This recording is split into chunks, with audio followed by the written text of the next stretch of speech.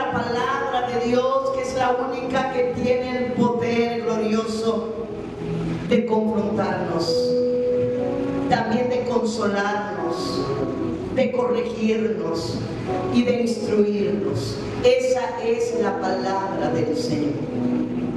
Y vamos a hablar entonces de este tema, como les dijera al inicio, que toca las fibras de mi alma y que es un tema que nos llama profundamente a la reflexión y que encontramos en la palabra del Señor la claridad precisa, hermanos, sin margen de duda, de que hay dos destinos finales y que ese destino final está basado en la decisión trascendental que tú y yo hagamos en nuestra vida. Dicho esto, quiero invitarte a que vayas conmigo al Evangelio de Mateo en el capítulo 7, versículos 13 y 14. Mateo 7, 13 y 14. Infiero en esta mañana que la gran mayoría de los que estamos reunidos acá tienen conocimiento de estos dos versículos, que son versículos tremendamente importantes y que son versículos que salieron de los labios del Señor Jesucristo. Palabra que salió de los labios del Señor Jesucristo. Y el Señor dice: entrad por la puerta estrecha, porque ancha es la puerta y espacioso el camino que lleva a la perdición, y muchos son los que van por él. Y dice el siguiente versículo, dice: porque estrecha es la puerta y angosto el camino que lleva a la vida, y pocos son los que lo encuentran. Así que de esta manera tan clara, tan precisa, está expresada la verdad de dos caminos que nos llevará a dos destinos diferentes y donde estamos llamados a decidir. Además de esto, amada iglesia, la capacidad de decidir o la capacidad de decisión es una habilidad cognitiva que Dios ha puesto en todos los seres humanos. No hay un ser humano que no tenga capacidad de decisión, solo que la gran mayoría decidimos mal y requerimos del Espíritu Santo dentro de nosotros para poder ser asertivos en nuestras decisiones. Y si estando aún en Cristo, a veces o muchas veces decidimos mal por nuestra propia voluntad y desobediencia, ¿dónde quedará aquel hombre o aquella mujer que no tienen dentro de él al Espíritu Santo de Dios? Imagínense la complejidad y la magnitud de las decisiones que nosotros tomamos en nuestra vida. Así que, hermanos amados, no hay un ser humano que no tenga capacidad de decisión. Solo que, dicho esto, debo decir que lo que se puede a veces en ese mundo secular, en ese mundo sin Cristo, lo que hace la mayoría está bien. Pero a la luz de las Sagradas Escrituras, lo que hace la mayoría está mal. Y es probable, no de duda, es comprobable. Cuando Noé entró la mayoría en el arca, no, un grupo reducido entró al arca. Cuando la torre de Babel, para blasfemar y atentar contra Dios, ¿quiénes eran? ¿Una minoría?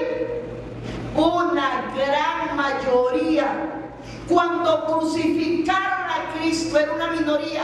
No, hermanos, era una gran mayoría. Y es que siempre lo que hace la mayoría es lo incorrecto, porque la mayoría está de espaldas a Dios y la mayoría va transitando un camino ancho, y el Señor lo dice: en ese camino muchos son los que van por ese camino. Aplica para nosotros esto: somos la minoría, pero esta minoría redimida por la sangre de Cristo es la que está llamada y capacitada, no intelectualmente, no secularmente, sino espiritualmente, para hacerlo correcto, amados hermanos. Así que vamos entonces a entrar en detalle de este tema.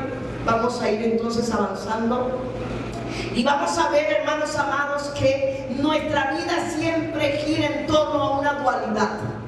¿Por qué una dualidad? Porque nosotros vamos a estar siempre puestos en estrecho entre hacer lo correcto y hacer lo incorrecto. Así que nosotros vamos a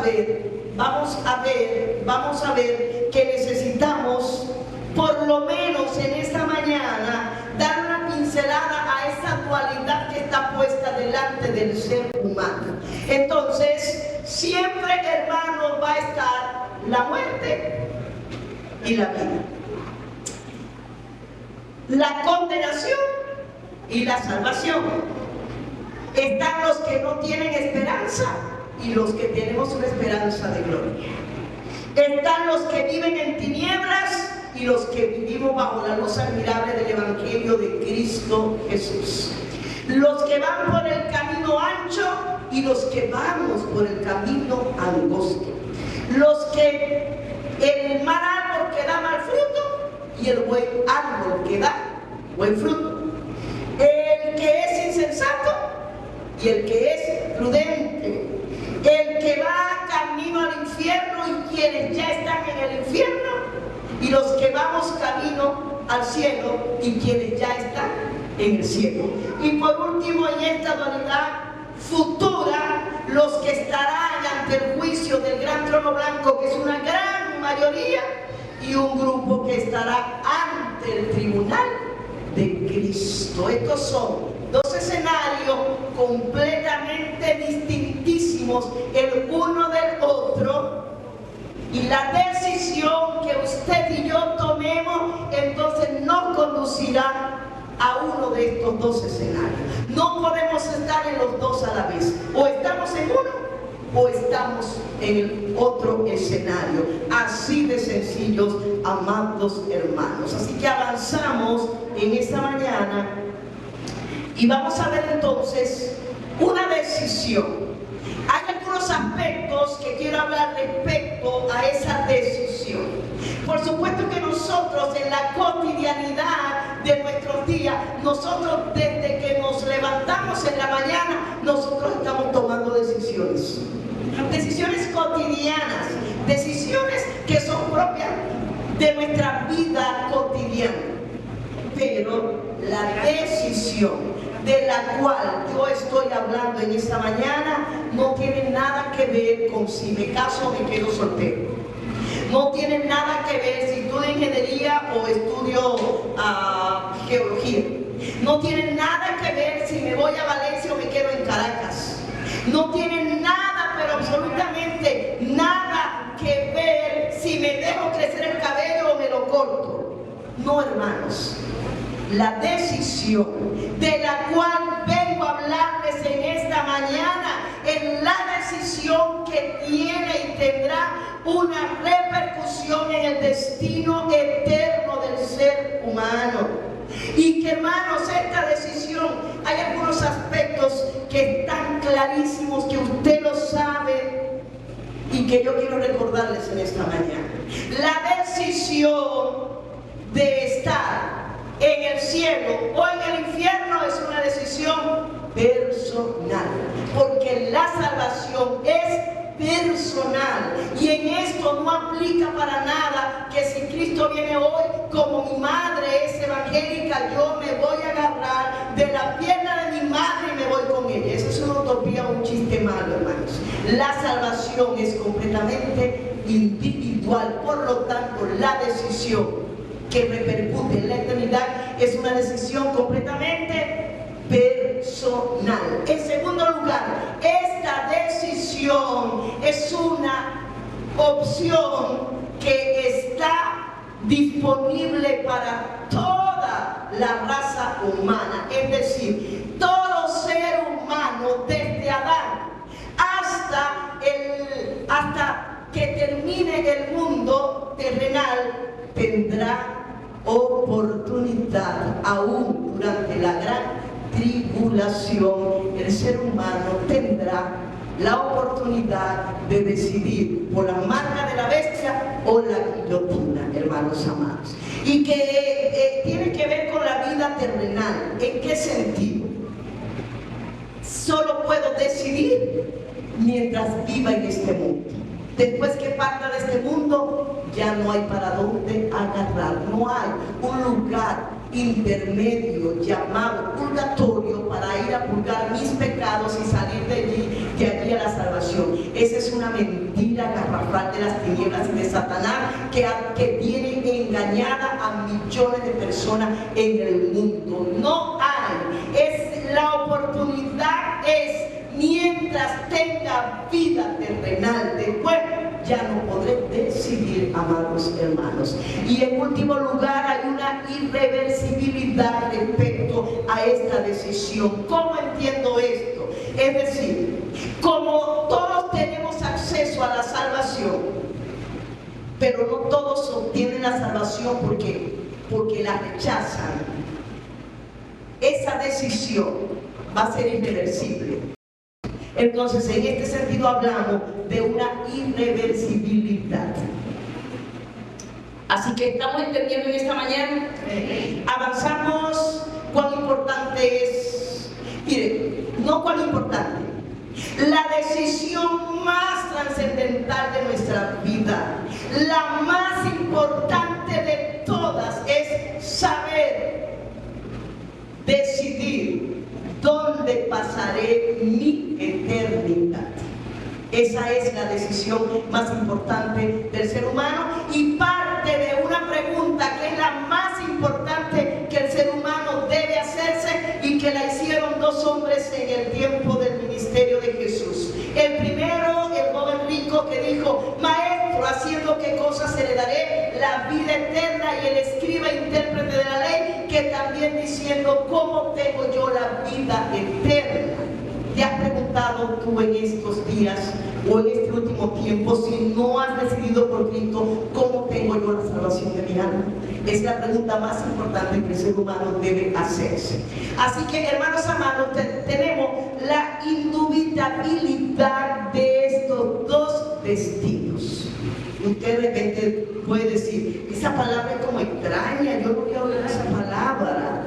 Indubitabilidad es que no hay duda alguna de la realidad y la existencia de los dos destinos finales para el ser humano. No hay alguien que sea capaz de decir: no existe tal cosa como el cielo. Aunque sí los hay, ¿verdad? Los ateos. Pero no hay duda para nosotros, porque nuestro fundamento para hablar de la realidad del cielo y para hablar de la realidad del infierno está ¿en dónde? En la palabra de Dios. Entonces, para nosotros no hay duda alguna de la existencia de los dos lugares donde el ser humano pasará su eternidad. Así que vamos a ver entonces, tal vez muchos hermanos, si vemos en esta gráfica o en esta lámina, hay muchos que están posicionados aquí, mirando hacia lo lejos, porque tienen dudas, porque no han sido valientes, porque tienen ataduras, porque tienen temor de muchas cosas y no deciden por el cielo. Y mientras no decidan, su destino será el infierno. Y eso es algo que yo no voy a disfrazar en esta mañana.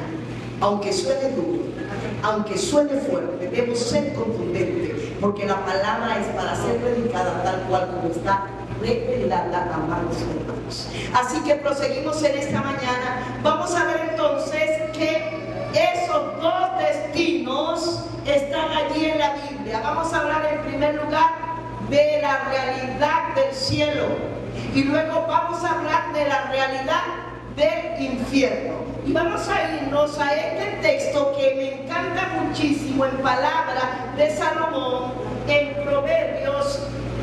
Dice que el camino de los justos es ¿hacia dónde? Para librarnos del Seol, abajo. El camino de los justos, podemos traducir o interpretar. El camino de los salvos, el camino suyo, mi camino, habiendo sido redimida por la sangre preciosa de Cristo, es hacia arriba, es hacia el tercer cielo. Esa es mi ruta, ese es mi destino, librándome el Señor del Sheol abajo. Y eso es sumamente interesante, porque aquí ya tenemos entonces la ubicación: el cielo hacia arriba, el infierno hacia abajo. Si te preguntaste ¿dónde queda el infierno? No, el infierno es Venus. Ningún Venus. El infierno está en la profundidad de la tierra, y la Biblia dice que está en la profundidad de la tierra. Es más, hermanos, es tan impresionante que hay estudios que se han realizado, ¿verdad? Y experimentos, no sé si llamarles experimento, por ejemplo, los rusos, o podríamos hablar de la antigua Unión Soviética, que hicieron esos experimentos. Lo hicieron los rusos y también lo hicieron los alemanes, que hicieron una gran excavación, uno más profundo que el otro, para estudiar las placas tectónicas de la tierra, y tuvieron que parar el proyecto porque no hubo taladro que pudiera soportar las altas temperaturas que están debajo de la tierra. ¿Qué dice Job? Que lo vamos a leer. ¿Qué dice Job? Job, sin ser científico, pero teniendo al Espíritu de Dios en él, pudo darnos también detalles del infierno. Job dice: la tierra que de ella nace el pan, por debajo está como consumida en fuego. ¡Qué cosa tan impresionante! En la tierra que de ella se cultivan las hortalizas, las legumbres, las leguminosas, los tubérculos, todo lo que produce la tierra, de ella comemos. Y Job dice: pero debajo, hablando de la profundidad, está como convertida en fuego, y es allí donde está el infierno.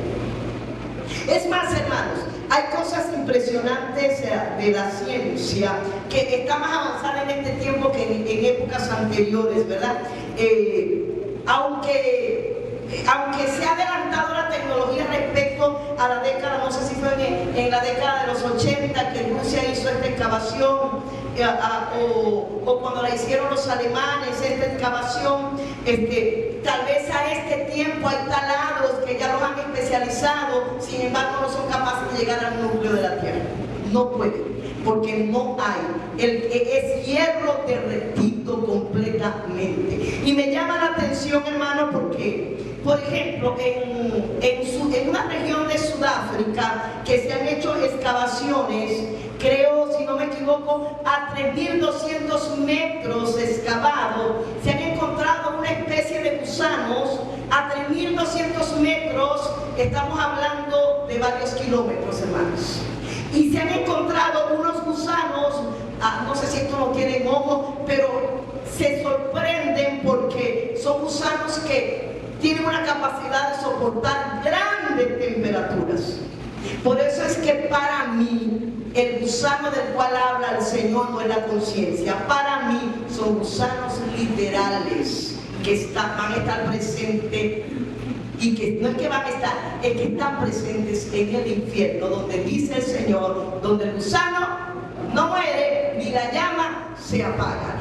Entonces, hermanos, ¿dónde se ubica el infierno? En la profundidad de la tierra. Vamos a leer algunos versículos que tienen que ver con el infierno. Estamos hablando primero del infierno.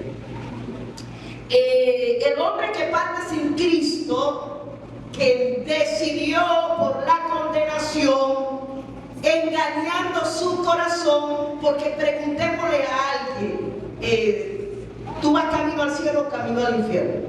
Mire, el 100% de aquellos que podamos entrevistar le van a decir, voy camino al cielo. Pero la realidad es que sin Cristo va camino al infierno.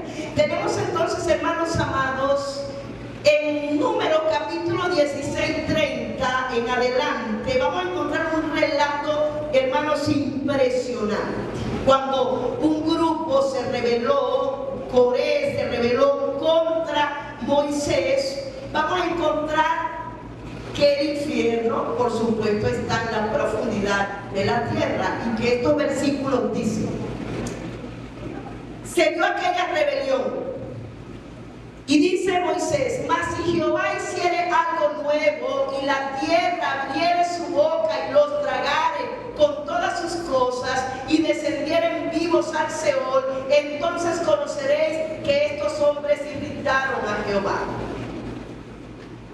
Y seguimos leyendo y dice, note esto: y aconteció que cuando cesó él de hablar todas estas palabras, se abrió la tierra que estaba debajo de ellos. Y miren lo que sucedió.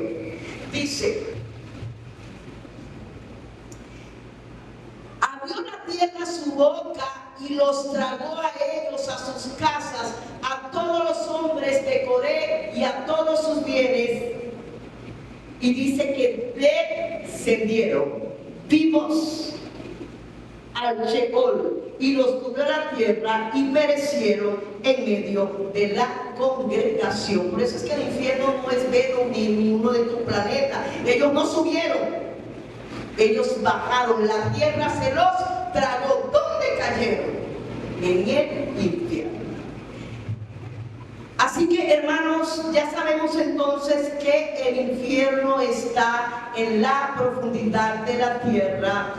Por esto y otros textos más, vamos a hablar por lo menos tal vez de 2 textos más.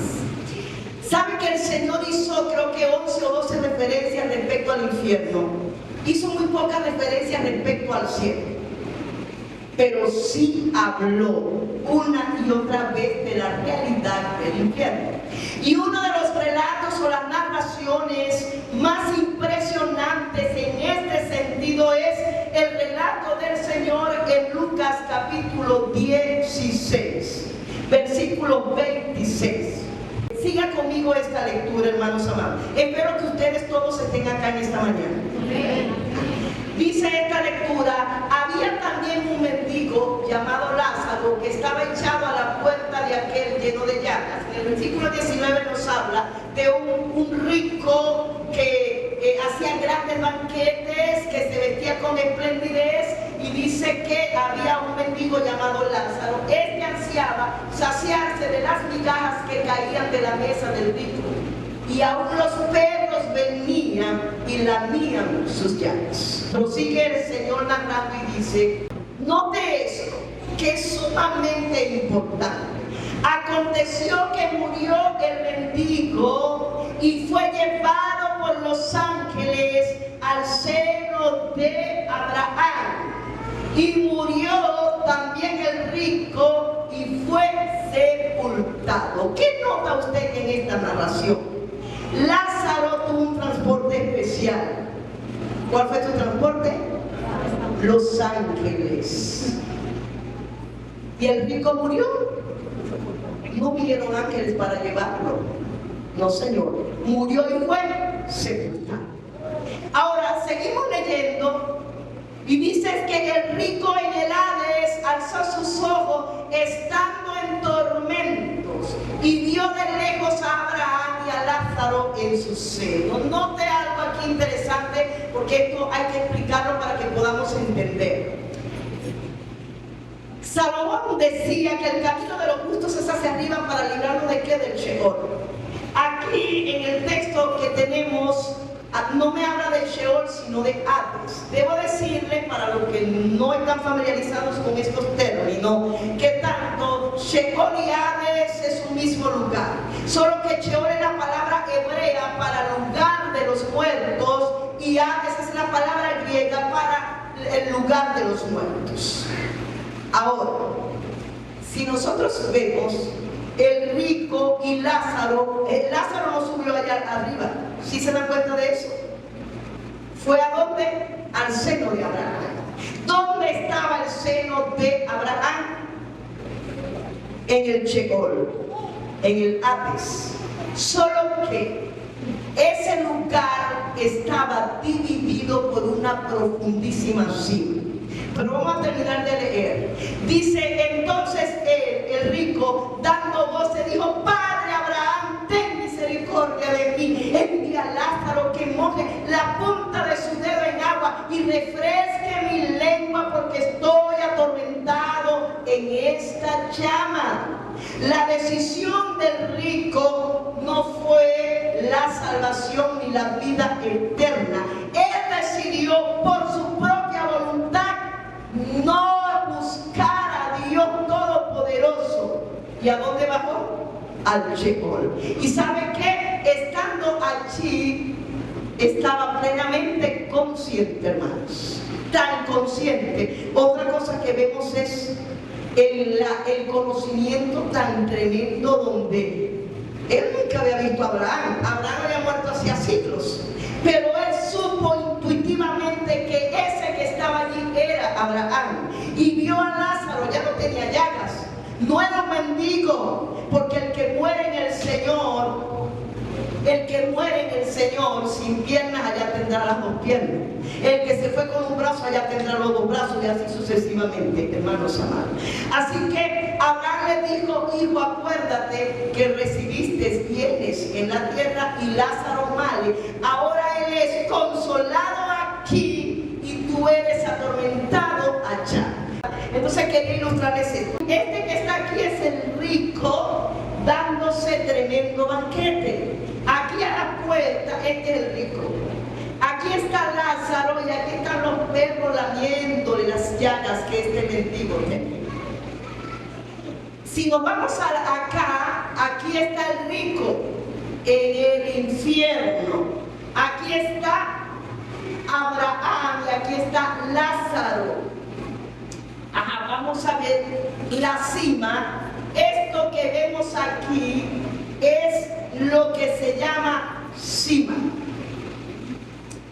Hay dos maneras, lo vemos en el texto. Vamos a leer en el versículo 16, 26 o 23. Vamos a ver aquí. Dice, aquí además de todo esto, una gran cima está puesta entre nosotros y vosotros. Sabemos, hermanos, que hay dos maneras de escribir cima, gramaticalmente hablando. Cima con C, que es altura, pero cima con S es abismo, es profundidad. Así que todos los muertos, salvos y perdidos iban a un mismo lugar, pero con una gran cima, un gran hoyo profundo que separaba el lugar de los perdidos del lugar de los salvos. Esto es sumamente interesante. ¿Por qué? ¿Por qué razón? Porque ya este lugar, es decir, ya lo que aquí se llama seno de Abraham, que también es llamado paraíso por el Señor Jesucristo. Recuerden que el ladrón que se salvó le dijo al Señor: acuérdate de mí cuando vengas en tu reino. Y el Señor le dijo: hoy mismo estarás conmigo. ¿En dónde? En el paraíso. Entonces él también bajó al seno de Abraham. Pero lo tremendo es que ya no existe ese lugar, seno de Abraham. Ese lugar fue transportado, los salvos fueron transportados al cielo. ¿Cuándo? Dice Efesios que Cristo bajó a las profundidades de la tierra. Y dice que este que bajó es el mismo que también subió. Y dice, y subiendo a lo alto llevó cautiva, ¿qué? La cautividad. Entonces, los salvos desde Cristo, su muerte y resurrección, mueren en el Señor, van al tercer cielo. Y los que mueren sin Cristo siguen bajando a la profundidad de la tierra, hermanos amados. Vamos a avanzar. ¿Cuántos están aquí? Amén. Muy bien, avanzamos. Ahora bien, hermanos, la decisión que nosotros tomemos en vida es una decisión que tiene repercusión en la eternidad.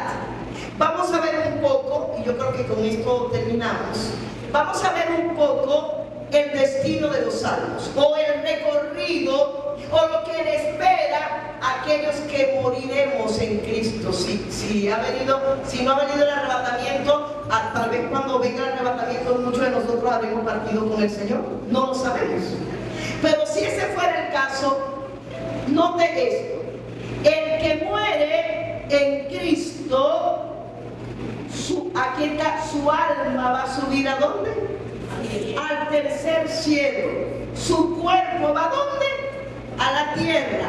Existe una doctrina falsa donde se pretende enseñar que hay un sueño del alma. No existe tal cosa como sueño del alma. Lo que duerme es el cuerpo que queda en la sepultura. El alma va, estoy hablando en este caso de los salvos. ¿A dónde va? Al cielo. Y este texto no, en 2 Corintios, creo que lo tengo apuntado en una de las primeras láminas. Hermanos, allí Pablo dice que mientras usted y yo estamos en el cuerpo, estamos ausentes del Señor. Pero una vez que morimos, estamos ausentes del cuerpo, porque el cuerpo reposa en la tierra, pero estamos presentes en el Señor. Y eso es asombroso, y eso es además glorioso. Ok. Volvemos a la presentación. Es lo último que voy a hablar en esta mañana. Los que mueren. Pero ¿qué estamos esperando nosotros? El arrebatamiento de la iglesia. ¿Para quiénes es el arrebatamiento? Para los que hemos creído en Cristo y hemos nacido de nuevo. No puede irse nadie que no haya nacido de nuevo, puede irse en el arrebatamiento, sino los que hemos nacido de nuevo. Entonces, ¿qué pasa? Preste atención. Nosotros esperamos, según las palabras de Pablo, en 1 Tesalonicenses 4:13 al 16, dice que el Señor mismo, con voz de mando, con voz de arcángel y con trompeta de Dios, descenderá del cielo. Pero dice que los muertos en Cristo resucitarán primero. ¿Primero que quiénes? Primero que los muertos perdidos. Y entonces, hermanos amados, las tumbas se abrirán. Esa alma que está presente en el cielo con el Señor vendrá con Cristo, la tumba se abrirá y este cuerpo será transformado, y tanto los vivos como los que hayan muerto en el Señor subiremos para estar con el Señor. ¿Es esto entendible? Volvemos acá para que hagamos el destino de los salvos. Luego nosotros subimos, ¿verdad?, para estar con el Señor. Celebraremos tribunal de Cristo y bodas del Cordero. Luego vendremos con Cristo cuando Él establezca su reino mesiánico de 1000 años. El que muere está presente en el Señor, ausente de su cuerpo, pero presente en el Señor. Tanto los muertos en Cristo como los vivos seremos transformados simultáneamente cuando venga el arrebatamiento de la iglesia. Entraremos después al reino mesiánico y después entraremos al estado eterno. Ese el destino final de los que hemos decidido, por la gracia, la bondad y la misericordia de Dios, aceptar la salvación ofrecida por Cristo en la cruz del Calvario.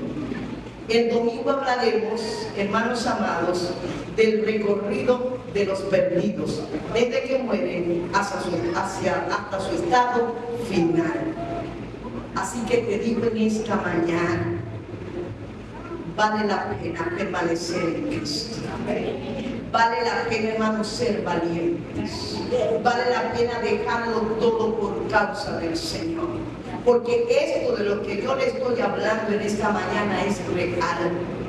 Esto es tan real, amada iglesia, que transitamos en un mundo llenos, como dice un himno, de abrojos y de espinos, donde lloramos, nos afligimos, nos enfermamos, nos decepcionamos, herimos, nos hieren y así batallamos todos los días.